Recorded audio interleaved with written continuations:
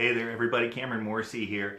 I decided to do this video live just because it was a little different format. I did a poll yesterday and I'm sadly not surprised by the responses that I got from it. The poll was simply, millennials are the blank generation of workers yet. And we had a few different choices. We had the most talented generation of workers yet. We had the laziest generation of workers yet. We had the most entitled generation of workers yet, and we had the most misunderstood. And it didn't surprise me, but over 60% of the respondents, over 15,000 people viewed this poll, but 60% of the respondents said that millennials are the laziest or most entitled generation yet.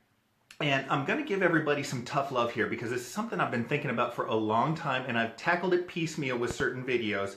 But I really wanted to just kind of dive right into it and hit you with the tough message that you need out there, all right?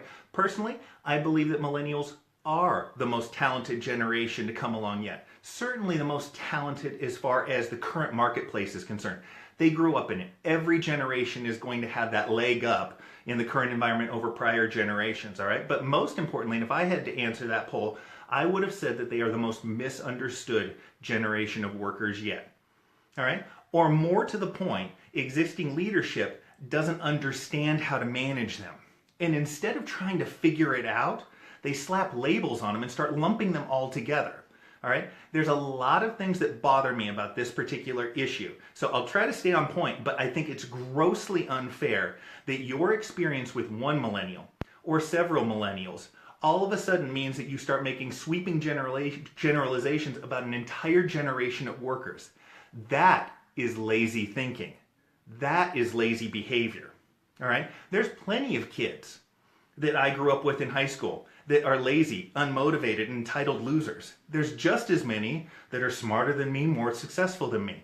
But neither one of those groups has any bearing on me as a worker. Stop making those generalizations, all right? And for those of you that say that every millennial that stepped into your organization has not worked out and has demonstrated that same behavior, well, I might say that you might have an issue with hiring. Maybe you're not as good at hiring people as you think you are, or maybe you're not as good at leading them. But I'm getting a little bit ahead of myself. I wanted to get back to misunderstanding, all right? Here's the thing. Every generation thinks that the generation that follows has it easier than them, all right? There's an article in Fortune magazine that warned that the group of 20-somethings that are taking over the workplace are more prone to job hopping and more prone to having their ego bruised than any generation prior. All right, now that sounds familiar. We see those articles all the time. We see this on Facebook all the time. All right, the thing is, that article was in Fortune magazine in 1969. These are not new issues that we have. Generationally, there's always going to be a misunderstanding because we've brought up differently. All right, that doesn't mean one is better or worse than another. I'm just kind of setting the ground rule here. All right. Now, listen, I say misunderstood because there's a very obvious reason, all right? The entire world changed. Over the last 25 years, you look at 25 years ago, only the richest 1% of the 1% had cellular phones. The internet didn't even exist outside of academia, all right? Millennials grew up in it. They grew up with the ability to Google the answer to any question that crossed their mind. They could stay in contact with anybody around the globe instantly. They didn't have to leave messages on voicemail machines. Yes, those things existed, everybody out there from a prior generation. Everything was much quicker for them. Things happen faster for them, all right? There's social media, there's apps, there's all these things, and they are native to these particular individuals. My generation had to come along. If you can remember back to VCRs, you may remember having to set the clock on the VCR for your parents because your parents didn't understand it, all right? That is a break. That's a huge communication barrier.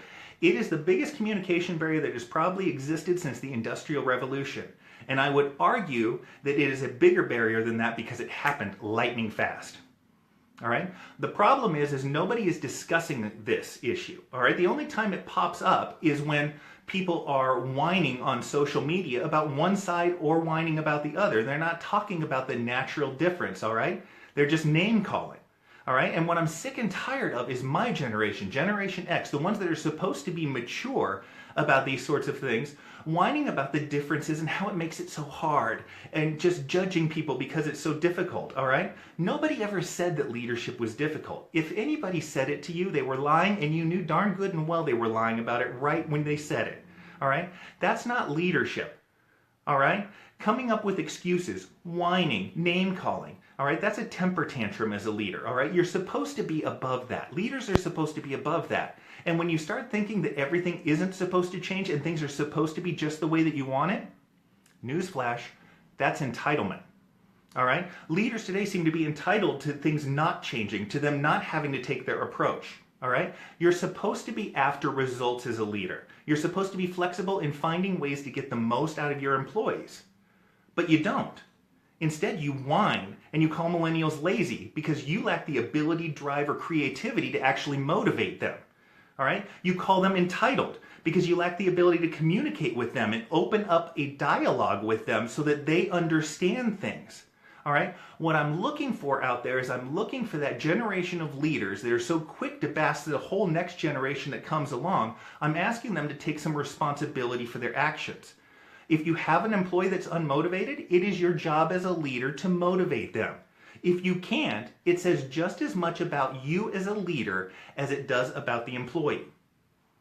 Your boss doesn't want to hear that you have if you take a step back from that and say, you know what, you're not getting the results, and the person says, well, it's because I don't have the right employees.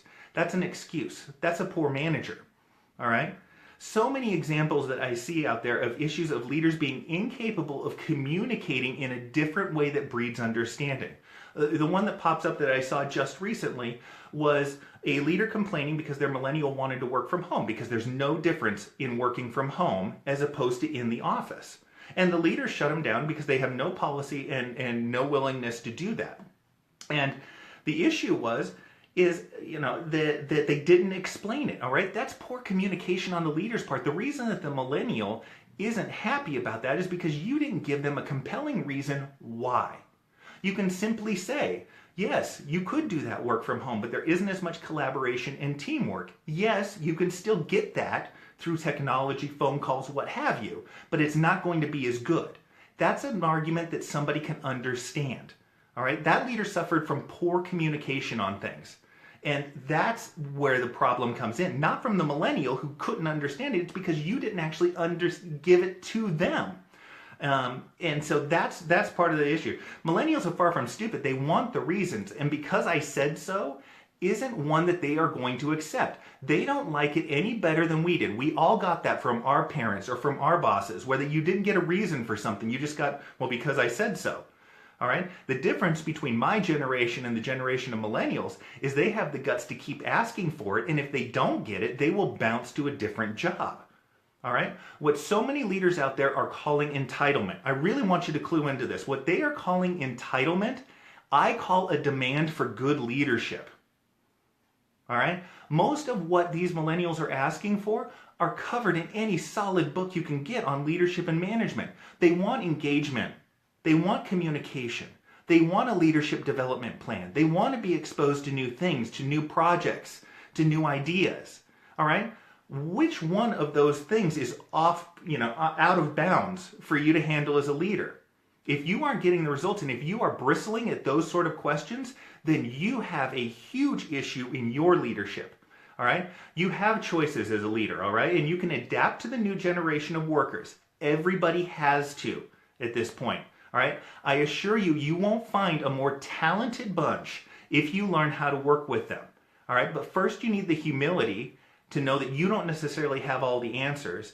And you need to be willing to put forth the effort to change and adapt your practices. And if you don't, then we're going to be reading on social media on how one of those lazy, entitled millennials took your job and is doing better at it than you. All right. This is a little bit, like I say, a little bit of tough love on this particular one, but I just wanted to handle it as quickly as I could in this live session. Thanks so much, everybody. If you have questions on it, any particular situations, drop down into the comment section. I'll try to be active there today in handling some of these things because I just want to make sure we're opening the eyes to as many leaders out there as humanly possible. Thanks so much for tuning in, and I'll talk to y'all later. Bye-bye.